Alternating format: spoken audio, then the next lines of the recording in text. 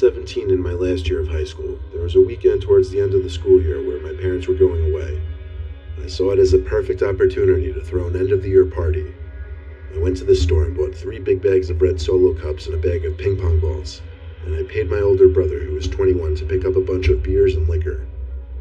The good thing about my house was that it was in a cul-de-sac, and it had a plot of land dedicated to water collection right behind the backyard, so the chances of a noise complaint were slim. My older brother invited like 10 friends of his own. People started showing up around 9. I basically made an open invite to most people in my grade. By the peak of the night, there were probably 60 to 70 kids in my house. It was more insane than I thought it would be. It got to a point where I started seeing kids I didn't know coming into my house. At that point, I had to put my foot down and start locking the door to avoid randoms from coming in. Every time people would leave, I'd lock the door again. Later in the night, when there were about 20 kids left in my house, my good friend Peter asked me about the guy who went to the upstairs of my house. I questioned what he was talking about, and he told me there was some random guy walking up my stairs about a minute ago. I intended on leaving the upstairs off limits, as the only rooms up there are bedrooms. I ran upstairs and checked all of the bedrooms, which all had the lights off. I checked my bedroom last, which appeared to be empty too. I went back to tell Peter. He said with 100% certainty that someone was still up there. So this time he came up with me to check all of the rooms again, under all the beds and all the closets, but whoever this kid was that Peter saw didn't turn up. So we went back downstairs. I figured Peter was drinking too much and just had no credibility that night. He was one of the few people who I'd be letting crash at my house that night. In fact, Peter crashed on a couch before everyone even left. It was probably 2 in the morning by the time the last of my friends left. My brother was already asleep in his room upstairs, while Peter and my other friend John slept on the couches downstairs. I went upstairs to the bathroom, exhausted but feeling satisfied with the party. As I brushed my teeth and looked at myself in the mirror, through a slight blur from drinking so much, I thought I heard something above me. I turned off my electric toothbrush and listened for the longest time, but there was nothing now. I rinsed up and went to my room, but before I could even crash into bed, I heard another sound from above me, a thump in the ceiling. I went to my brother's bedroom door, but no matter how much I knocked, he wouldn't open his door. I suddenly had the thought to check the attic. For some reason, it took me that long. I got the hook to pull down the stairs to the attic. I'd never actually been in that attic before. After climbing up the stairs into the darkness, I felt around above the floor of the attic and searched for some kind of light switch. My hands knocked into a string, so I pulled it down, and a single dim light flickered on. The center of the attic, where the door was lit nicely by this light, but the outer walls of the attic were all dark. But even in the darkness, I could sense another presence in there. I asked, "Is anybody in here?" And I felt a rush when I saw a box close to the corner fall over, and behind it was someone crouch running behind another stack of boxes. It didn't look like a kid. It looked like an adult man. And at the same time, I could hear a plastic bag being brushed up against in another corner of the attic behind me. I jumped off the stairs and slammed the attic door shut. I ran down to my 2 friends to tell them what happened. It took a bit of waking them up for them to fully comprehend what I was screaming at them. Peter told me to call the cops right away, and I did. I guess I needed that second opinion of what to do before actually calling the police. I went back upstairs with my 2 friends to pound on my brother's door, but he still wouldn't answer. I started to worry that something might have happened to him. Cop sirens blared outside, so the 3 of us ran downstairs in relief. An officer and his partner came in and asked where the attic was. I led them to the attic door and opened it for them. They did their thing. They went up with lights in one hand and guns drawn in the other.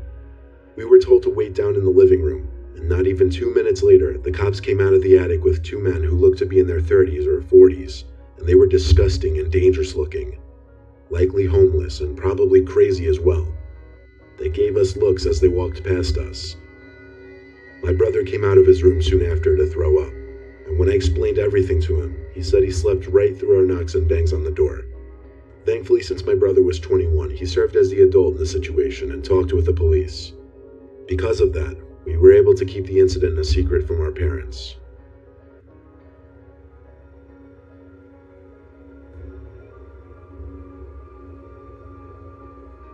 I used to go to the University of Idaho before transferring. In my sophomore year, I went to a lot of frat parties. There was one frat party that changed the way I look at college parties, however. I'm gonna leave the name of the frat out of this story, but one of the smaller frats on our campus was having an open party. Free for girls and a $20 charge at the door for guys, so we all had to pay the cover charge. When we got inside, there were definitely a lot of people, but the party overall seemed kind of grimy and sketchy. There were a lot more guys than girls, and it was insanely hot in the house.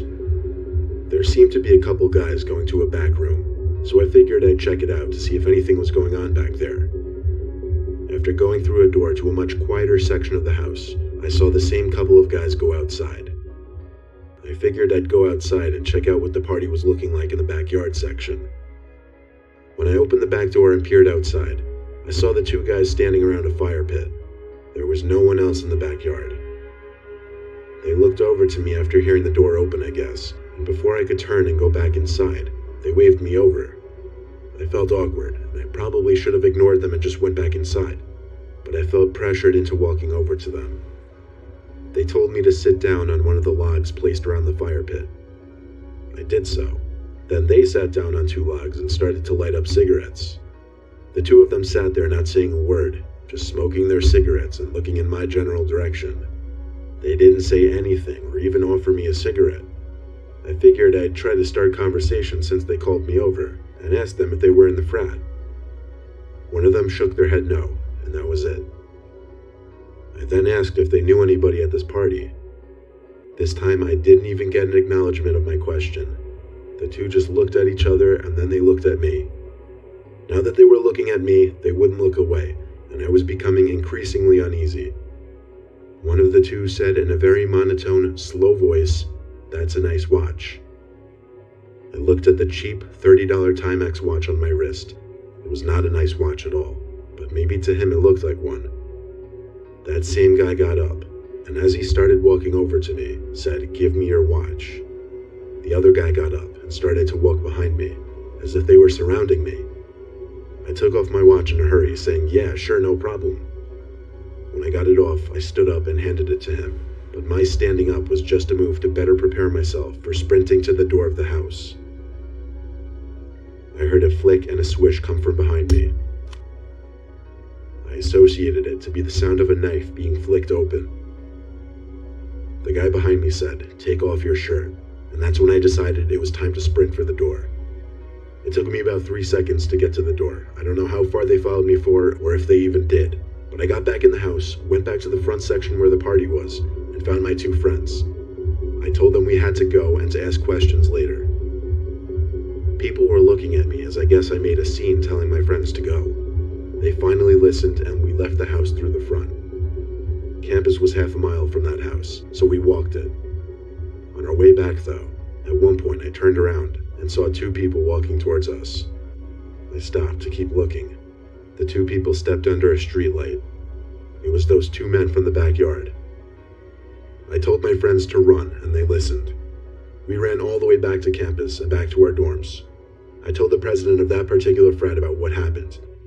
He promised me they were not associated with those two individuals. Still, I didn't go to any other parties hosted by that frat, and I did take it easy on the partying for a while after that.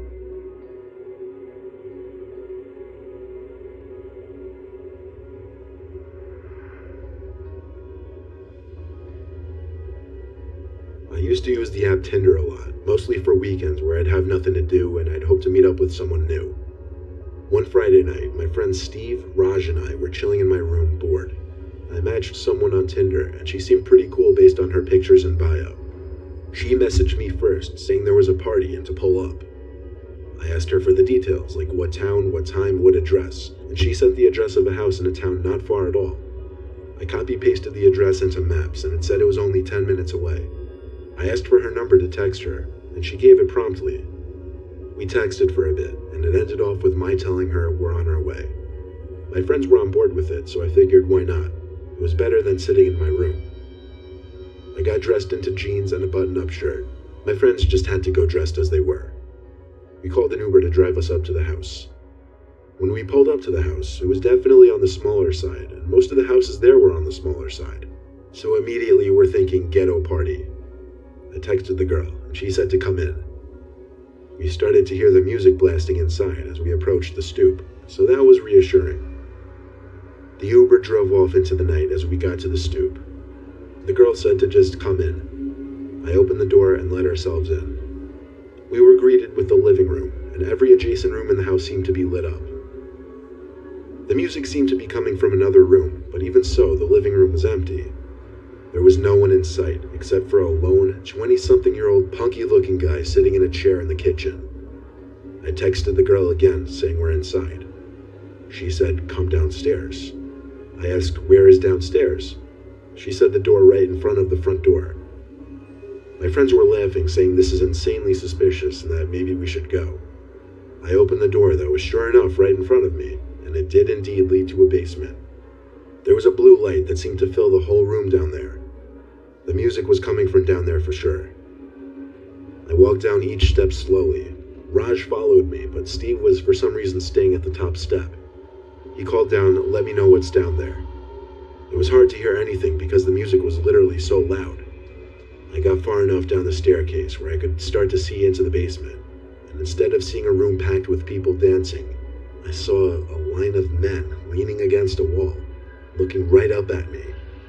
Some of them were wearing do-rags, one was wearing a backwards cap, most of them were some kind of minorities.